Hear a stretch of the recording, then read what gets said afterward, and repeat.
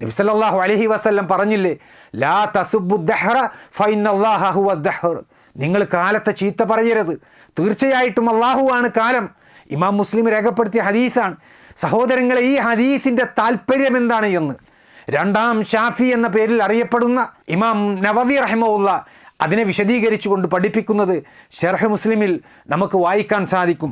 ഖാലൻ നബിയു സല്ലല്ലാഹു അലൈഹി വസല്ലം, നബി സല്ലല്ലാഹു അലൈഹി വസല്ലം പറഞ്ഞിരിക്കുന്നു, ലാ തസുബ്ബു ദഹ്റ ഫഇന്നല്ലാഹ ഹുവ ദഹ്ർ.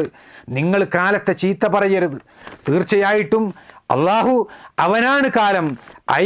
അതുകൊണ്ട് ഉദ്ദേശിക്കുന്നത് എന്താ?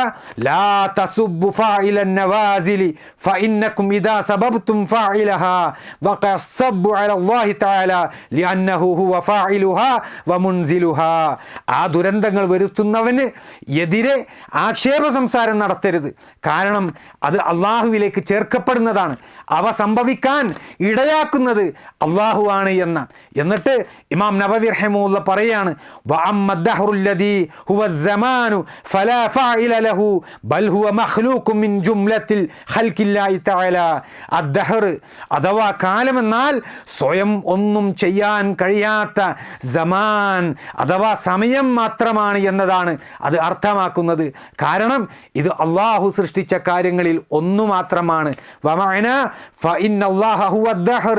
തീർച്ചയായും അള്ളാഹു അവനാണ് കാലമെന്നതിൻ്റെ അർത്ഥം അതായത് ഫാഇലുൻ നവാസിലി വൽ ഹവാദിസി വഖാലിഖുൽ കായിനാത്ത് വല്ലാഹു അലം. സംഭവങ്ങളും ദുരന്തങ്ങളും സംഭവിപ്പിക്കുന്നവൻ അവനാണ്, അഥവാ സംഭവിക്കുന്ന എല്ലാറ്റിൻ്റെയും സ്രഷ്ടാവ് അവനാണ്. അള്ളാഹുവാണ് ഏറ്റവും നന്നായി അറിയുന്നവൻ എന്ന് ഇമാം നവവി റഹിമഹുല്ലാഹ് നമുക്കതിനെ വിശദീകരിച്ചു തരിക സഹോദരങ്ങളെ. അതുകൊണ്ട് തന്നെ ഇന്ന ദിവസം നെഹ്സാണ്, ഇന്ന ദിവസം ചീത്തയാണ്, ഇങ്ങനെയുള്ള സംസാരമൊന്നും നമ്മൾ നടത്താൻ പാടില്ല. അത് കാലത്തെ ആക്ഷേപിച്ചുകൊണ്ടുള്ള സംസാരമാണ്. ലോകത്ത് നടക്കുന്ന എല്ലാ സംഭവങ്ങളും ദുരന്തങ്ങളും അത് സംഭവിപ്പിക്കുന്നവൻ അള്ളാഹുവാണ്, അതല്ലാതെ കാലമല്ല.